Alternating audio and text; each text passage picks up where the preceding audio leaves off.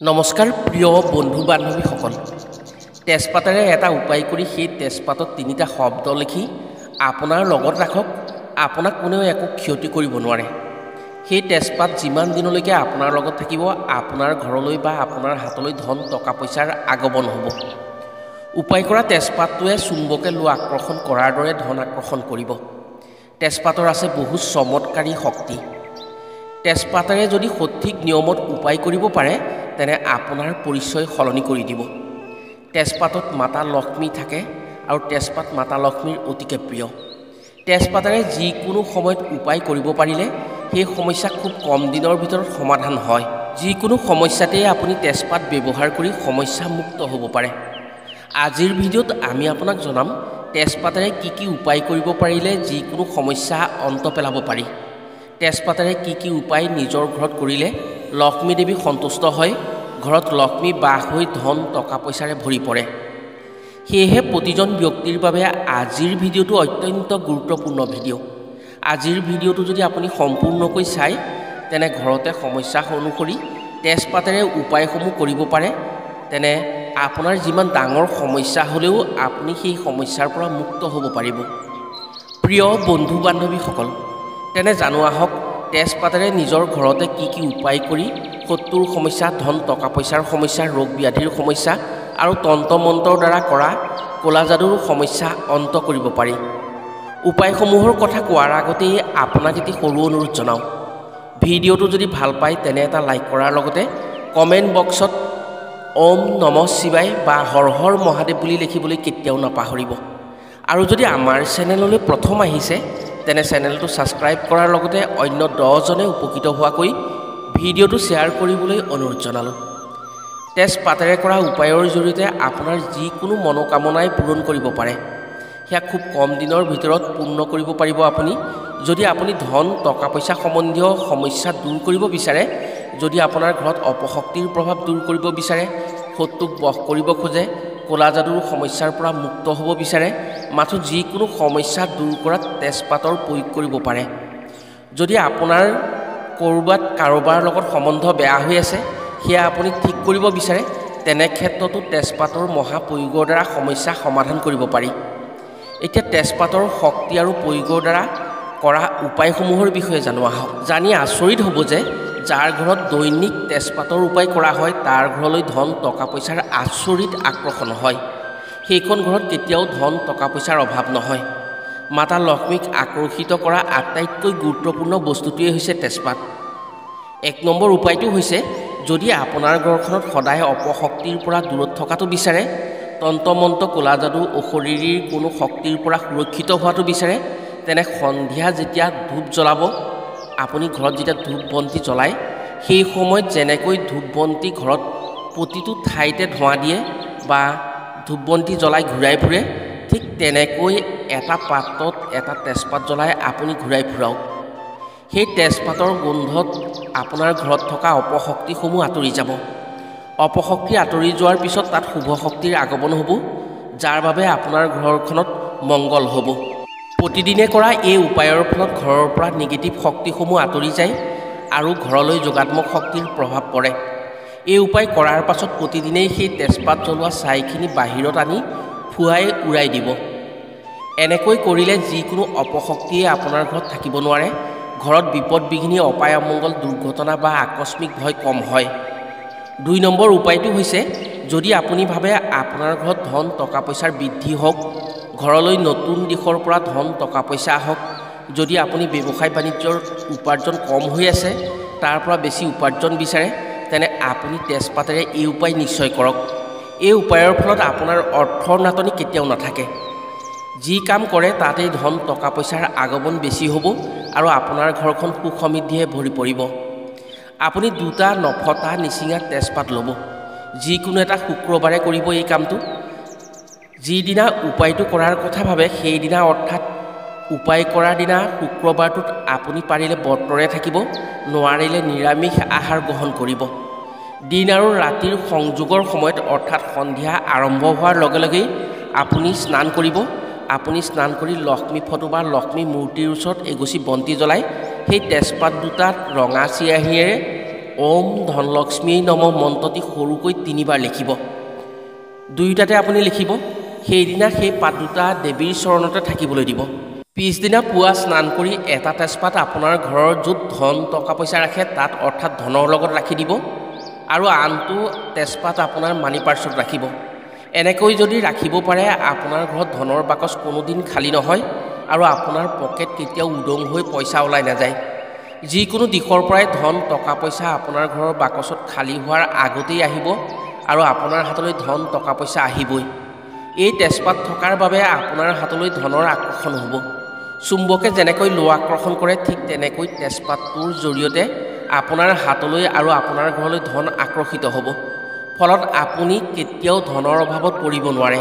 এই উপায় কৰা তেজপাতটো যদি আপোনাৰ ব্যৱসায় প্ৰতিষ্ঠানৰ ধন টকা পইচা ৰখা বাকচত ৰাখে তেনে দিনে দিনে আপোনাৰ ব্যৱসায় উন্নতি হৈ লাভৰ পৰিমাণ বৃদ্ধি পাব আৰু টকাৰে আপোনাৰ ব্যৱসায় প্ৰতিষ্ঠানৰ বাকচ ভৰি থাকিব। এবাৰ এই উপায় কৰি চাওক, প্ৰমাণ নিজেই পাব। সৰু উপায় কিন্তু ইয়াৰ ফলাফল অতি চমৎকাৰী হয়। 3 নম্বৰ উপায়টো হৈছে যদি আপোনাৰ ঘৰত বাস্তুদোষ হৈ আছে, বিভিন্ন দিশত ধন টকা পইচা হানি হৈ আছে, তাৰ পৰা কোনো সুফল পোৱা নাই, মাথো খৰচৰ পৰিমাণ বৃদ্ধি হৈ আছে, আকস্মিক বিপদ বিঘিনিয়ে আপোনাক লগ এৰা নাই, তেনে আপুনি নিশ্চয় জানিব আপোনাৰ ঘৰত নিশ্চিতভাৱে বাস্তুদোষ হৈ আছে। নহ'লে কোনো গোপন শত্ৰুৱে আপোনাৰ ক্ষেত্ৰত তন্ত্ৰ মন্ত্ৰৰ জৰিয়তে আপোনাৰ উন্নতিত বাধা হ'ব পৰা কাম ক'লা যাদু কৰি ৰাখিছে। এনে ক্ষেত্ৰত আকস্মিক বেমাৰ ব্যাধিও হয়, যিবোৰৰ পৰা আপোনাৰ ঘৰত মহা অশান্তি হ'ব পাৰে। এনে ক্ষেত্ৰত যদি আপুনি আপোনাৰ ঘৰৰ মানুহ ৰাতি শোৱাৰ সময়ত 7 দিন তেজপাতেৰে এটা উপায় কৰিব পাৰে তেনে আপুনি নিশ্চিতভাৱে এই সমস্যাসমূহৰ পৰা পৰিত্ৰাণ পাবলৈ সক্ষম হ'ব। এই উপায় আপুনি শনিবাৰৰ পৰা আৰম্ভ কৰিব লাগিব আৰু শুক্ৰবাৰে সমাপ্ত কৰিব লাগিব। আপোনাৰ ঘৰত থকা বাস্তুদোষ নাইকিয়া হৈ পৰিব, তন্ত্ৰ মন্ত্ৰৰ দ্বাৰা ক'লা যাদু সম্পূৰ্ণৰূপে নষ্ট হ'ব, গ্ৰহ নক্ষত্ৰৰ বেয়া প্ৰভাৱৰ পৰা আপোনাৰ ঘৰখন সম্পূৰ্ণৰূপে মুক্তি হ'ব পাৰিব। আপুনি 7 দিন শোৱাৰ সময়ত 3 টুকুৰা কৰ্পূৰ আৰু 3টা তেজপাত ল'ব এটা পাত্ৰত। তেজপাত আৰু কৰ্পূৰ কেইটুকুৰা একেলগে সেই পাত্ৰটোত আপুনি জ্বলাই দিব। প্ৰথম জ্বলোৱা কামটো আপুনি ৰান্ধনি ঘৰত আৰম্ভ কৰিব। এই কামটো প্ৰথম ৰান্ধনি ঘৰৰ পৰাই আৰম্ভ কৰিব লাগে। যেতিয়া আপুনি কৰ্পূৰ আৰু তেজপাত পাত্ৰটোত জ্বলাব তেতিয়া বাবা ভোলানাথক স্মৰণ কৰি ওম নমঃ শিৱায় মন্ত্ৰটি যিমান পাৰে সিমান জপ কৰিব। ইয়াৰ পাছত সেই পাত্ৰটো লৈ আপুনি আপোনাৰ ঘৰৰ প্ৰতিটো কোঠাত এপাক ঘূৰিব আৰু সকলো স্থানতে সেই তেজপাত আৰু কৰ্পূৰ পৰা ধোঁৱাখিনি দিব। শেষত আপোনাৰ শয়নি কোঠাত সেই পাত্ৰটো ৰাখি শুই যাব। পিছদিনা সেই পাত্ৰত থকা কৰ্পূৰৰ অৱশিষ্টখিনি কোনো জাবৰৰ ডবত পেলাই দিব। এনেকৈ যদি আপুনি 7 দিন একেৰাহে কৰিব পাৰে যিকোনো ক'লা যাদু বা বাস্তু দোষৰ পৰা আপোনাৰ ঘৰখন আৰু আপুনি সম্পূৰ্ণৰূপে মুক্তি হ'ব পাৰে। তন্ত্ৰ মন্ত্ৰৰ শক্তি নষ্ট হৈ যায় এই উপায় কৰাৰ পাছত। এই উপায়ৰ ফলত ঘৰৰ পৰা সকলো অপশক্তি দূৰ হৈ ঘৰৰ সদস্যসকলৰ মনত যোগাত্মক শক্তিৰ প্ৰভাৱ পৰিব আৰু ঘৰলৈ শুভ শক্তিৰ আগমন হৈ ঘৰত সুখ শান্তি বিৰাজ কৰিব আৰু আপুনি সুখী হ'ব পাৰিব। এই উপায়ৰ ফলত ঘৰৰ যোনসকল ব্যক্তিয়ে ঘৰৰ লগত মনোমালিন্য হৈ থাকে, তেওঁলোকে কাজিয়া পচাল কৰি থাকে বা ঘৰৰ কথা নুশুনে, এনেবোৰ অপশক্তিও দূৰ হ'ব। 4 নম্বৰ উপায়টো অতি চমৎকাৰী উপায়। এই উপায়ৰ জৰিয়তে আপুনি আপোনাৰ মনোকামনা পূৰণ কৰিব পাৰে। আপোনাৰ যি মনোকামনা থাকে সেই কামনা পূৰণ কৰিবলৈ তেজপাতেৰে এই উপায় কৰক। তেজপাতেৰে কৰা এই উপায় অতি চমৎকাৰী উপায়। এই উপায়েৰে আপুনি সূৰ্য উদয়ৰ আগে আগে কৰিব লাগিব। এই উপায় আপুনি বৃহস্পতিবাৰ বা মঙলবাৰে কৰিব লাগিব। আপুনি ব্ৰহ্ম মুহূৰ্তৰ কথা নিশ্চয় শুনিছে। ব্ৰহ্ম মুহূৰ্ত হৈছে সূৰ্য উদয়ৰ কিছু আগমুহূৰ্ত। এই সময়ত ব্ৰহ্মাণ্ডত এক আচৰিত শক্তিৰ সঞ্চাৰ হয়। এই সময়কণত যদি আপুনি তেজপাতেৰে এই উপায় কৰে তেনে যিকোনো আশাই আপুনি পূৰণ কৰিব পাৰে। ব্ৰহ্ম মুহূৰ্তত অৰ্থাৎ সূৰ্য উদয়ৰ ঠিক কিছু সময়ৰ আগত আপুনি এটা তেজপাতত আপোনাৰ ইচ্ছাসমূহ লিখিব। বৃহস্পতিবাৰ বা মঙলবাৰে কৰিব এই উপায়টো। আপুনি যি বিচাৰে, ধন বিচাৰিলে মোক ধন লাগে বুলি লিখিব, যদি কৰ্মৰ উন্নতি লাগে মোক কৰ্মৰ উন্নতি লাগে বুলি লিখিব, যদি চাকৰি লাগে মোক চাকৰি লাগে বুলি লিখিব। ইয়াৰ পাছত কোনো এটা ওখ ঠাইলৈ আপুনি যাব, পূব মুৱাকৈ সেই তেজপাতটো জ্বলাই দিব আৰু তেজপাতটো জ্বলি যোৱা যিখিনি অৱশিষ্ট থাকে পূব মুৱাকৈ ফু মাৰি আপুনি উৰাই দিব। ব্ৰহ্মাণ্ডৰ যি শক্তিৰ সঞ্চাৰ হয় সেই সময়ত সেই শক্তিৰ প্ৰভাৱত আপোনাৰ সেই ইচ্ছা পূৰণ হ'ব। আপুনি মুখেৰে যি ইচ্ছা আপুনি তেজপাতত লিখিছিল সেই ইচ্ছাটো আপুনি 10 বাৰ চিঞৰি চিঞৰি ক'ব। ব্ৰহ্ম মুহূৰ্তত কৰা এই উপায়ৰ ফলত চমৎকাৰী ফল পোৱা হয়। জানি আচৰিত হ'ব যে এই উপায় 3টা মংগলবাৰে বা বৃহস্পতিবাৰে যি কৰে তেওঁ সেই আশা সম্পূৰ্ণৰূপে পূৰণ হয়। তেওঁ যি কামনা কৰে সেই কামনা সঁচা হৈ পৰে। ইয়াৰ উপৰিও ব্ৰহ্ম মুহূৰ্তত এনে শক্তিৰ সঞ্চাৰিত হয় যি শক্তিৰ আগত যদি আপুনি 9 দিন একেলগে আপোনাৰ নিজৰ ইচ্ছাৰ কথা ওখ ঠাইৰ পৰা চিঞৰি চিঞৰি ক'ব পাৰে তেনে ব্ৰহ্ম শক্তিৰ প্ৰভাৱত সেই আশা বাস্তৱ হয় বুলি বিশ্বাস কৰা হয়। এই উপায়ৰ ফলত আপুনি আপোনাৰ আশাক পূৰণ কৰিব পাৰিব ব্ৰহ্মাণ্ডৰ শক্তিৰ প্ৰভাৱত। 5 নম্বৰতে হৈছে যে যদি আপোনাৰ শত্ৰুৰ সমস্যা বেছি আছে, যেনে ধৰক শত্ৰুৰ আমনিত আপুনি কোনো কাম ভালদৰে কৰিব নোৱাৰে, সদায় শত্ৰুলৈ ভয় কৰি চলিব লাগে, আপুনি ভাল কৰিলেও শত্ৰুৱে বদনাম গায়, আপোনাৰ ব্যৱসায় বাণিজ্য বা সতি সন্ততিৰ ক্ষেত্ৰত শত্ৰুৱে শত্ৰুতা কৰি নষ্ট কৰিবলৈ চেষ্টা কৰি আছে, তেনে সেই শত্ৰু নষ্ট কৰিবৰ বাবে এই উপায় কৰিব পাৰে। এই উপায়ৰ দ্বাৰা শত্ৰুৰ সমস্যাৰ পৰা মুক্ত হ'ব পাৰি। তেজপাতেৰে কৰা এই উপায়ৰ ফলত শত্ৰু ধ্বংস হয়, শত্ৰুৰ শত্ৰুতা একেবাৰে নাইকিয়া হয়। এই উপায় আপুনি শনিবাৰে কৰিব লাগিব। শনিবাৰে সূৰ্য ডুবাৰ আগে আগে আপুনি স্নান কৰিব। স্নান কৰি আপুনি এজোপা আহঁত গছৰ তললৈ গৈ সৰিয়হৰ তেল বা তিল তেলৰ এগছি চাকি জ্বলাব। এটা তেজপাতত আপোনাৰ শত্ৰুৰ নামখিনি লিখিব। সেই চাকিৰ তেলত দি দিব সেই তেজপাতটো। শনিদেৱক স্মৰণ কৰি ক'ব, হে শনিদেৱ, এইসকল শত্ৰুৰ পৰা মোক মুক্তি লাগে আৰু এইসকল শত্ৰুৰ পৰা মোক শান্তি লাগে।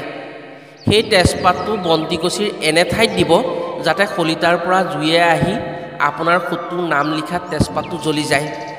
তাৰ পাছত আপুনি আহঁত গছজোপাক 9 পাক প্ৰদক্ষিণ কৰি পাছলৈ ঘূৰি নোচোৱাকৈ গুচি আহিব।